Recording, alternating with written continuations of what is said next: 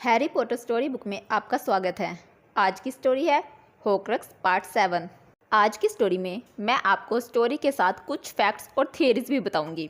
इससे पहले की स्टोरी में मैंने आपको बताया था कि प्रोफेसर स्नेप की याद से हैरी को पता चलता है कि हैरी 7वां और आखिरी होक्रक्स है, जिसमें प्रोफेसर डम्बलडोर ने स्नेप से कहा था कि यह ज़रूरी है कि वोल्डेमॉर्ट खुद हैरी को मारे। इसलिए हैरी अंधेरे जंगल से होते हुए वोल्डेमॉर्ट के पास जाता है। ये सारी योजना डम्बलडोर ने बहुत पहले ही बना ली थी, जब सेकंड ईयर में हैरी ने टॉम रिडल की डायरी डम्बलडोर को दी थी और हैरी ने टॉम रिडल के बारे में जो बताया था, उसने कैसे जिनी पर काबू कर लिया और डायरी से बाहर आया। उन्हें यह अंदाज़ा हो गया होगा कि वोल्डेमॉर्ट होक्रक्स बनाने में कामयाब रहा। 6th ईयर में डम्बलडोर ने हैरी को टॉम रिडल की सारी यादें दिखाई, जिससे उन्हें अंगूठी का पता चला और हॉकी की याद से यह पता चला कि नागशक्ति का लॉकेट और माया मेहनतकश का कप उसने चुराया था। स्लगहॉर्न की याद से उन्हें पता चला कि वोल्डेमॉर्ट एक से ज़्यादा होक्रक्स बनाना चाहता था, जैसा उसने स्लगहॉर्न से कहा था। क्या 7 सबसे सशक्त जादुई अंक नहीं है? डम्बलडोर ने यह अंदाज़ा लगा लिया था कि वह 7 होक्रक्स बनाना चाहता है।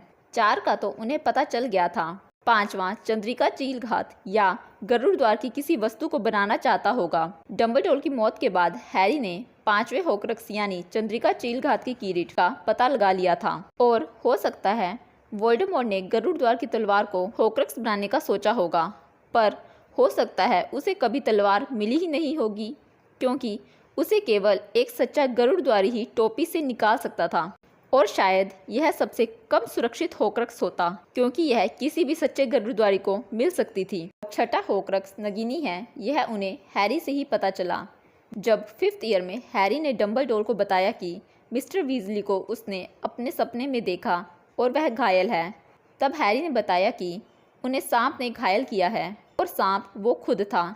इससे डम्बलडोर को पता चल गया होगा कि ऐसा तभी हो सकता है जब नगीनी और हैरी सेम सोल शेयर कर रहे हो, यानी दोनों के अंदर वोल्डेमॉर्ट की आत्मा हो। इससे उन्हें पता चला होगा कि नगीनी 6ठा होक्रक्स है।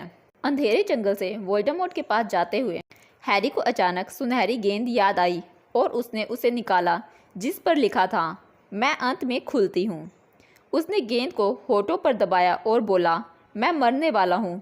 गेंद खुल गई और उसमें पुनर्जीवन पत्थर था। इसके बाद अदृश्य चोगा पहने हुए वो याक्सले और डोलोहोफ का पीछा करते हुए वोल्डेमॉर्ट तक पहुंचता है। वहां पहुंचने के बाद उसने अदृश्य चोगा अपने कपड़ों में रखा और वोल्डेमॉर्ट के सामने चला गया। वोल्डेमॉर्ट के शाप मारने के बाद सभी को लगता है कि हैरी मर चुका है, पर वोल्डेमॉर्ट के मारने से हैरी मरता नहीं है, सिर्फ होक्रक्स नष्ट होता है। अब यहाँ बात आती है कि अगर हैरी होक्रक्स था तो 2nd ईयर में काल दृष्टि के जहर से हैरी के अंदर का होक्रक्स नष्ट क्यों नहीं हुआ?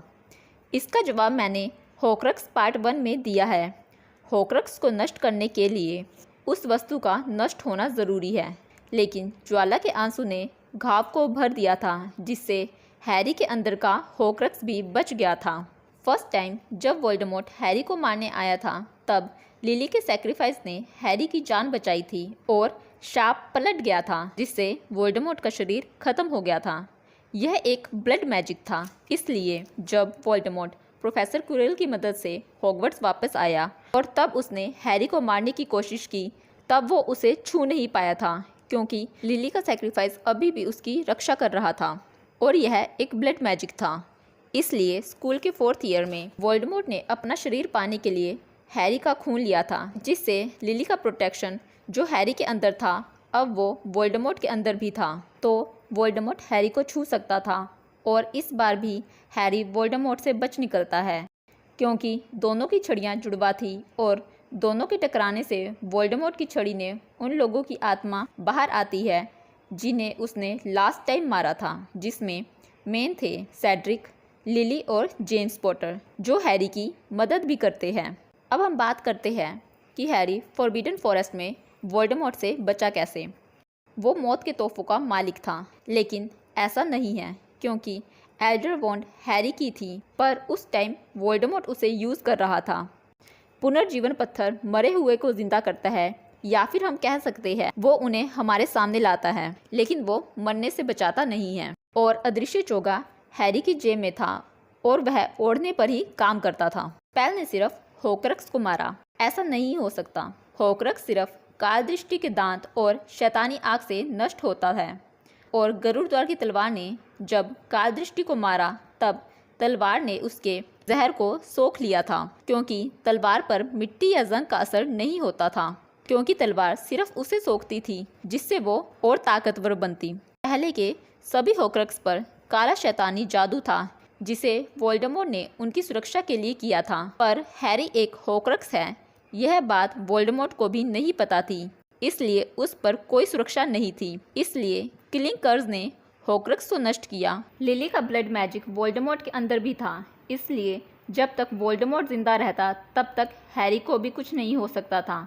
इनडायरेक्टली वोल्डेमॉर्ट ने लिली के लव और सैक्रिफाइस को जिंदा रखा था, जो हैरी की सेफ्टी के लिए था। इसलिए हैरी बच गया और वोल्डेमॉर्ट को भी कुछ नहीं हुआ, क्योंकि उसके अंदर हैरी का खून था। अब बची वोल्डेमॉर्ट की आत्मा, जो हैरी के अंदर और अनप्रोटेक्टेड थी, इसलिए वो नष्ट हो गई। अब हम एक और होक्रक्स की बात कर लेते हैं। होक्रक्स कहना तो बिल्कुल सही नहीं होगा, पर वोल्डेमॉर्ट की आत्मा उसमें भी थी। वो थे प्रोफेसर क्विरल। जैसा कि उस समय वोल्डेमॉर्ट का शरीर नहीं था, तो वो एक कमज़ोर भूत से भी ज़्यादा कमज़ोर था और क्विरल की बॉडी में रह रहा था। अब आखिर में बारी आती है, अगर कोई अपनी आत्मा के टुकड़ों को फिर से एक करना चाहे तो कैसे करे? इसका जवाब है पश्चाताप से। पर ये इतना दर्दनाक हो सकता है कि इंसान की जान भी चली जाए।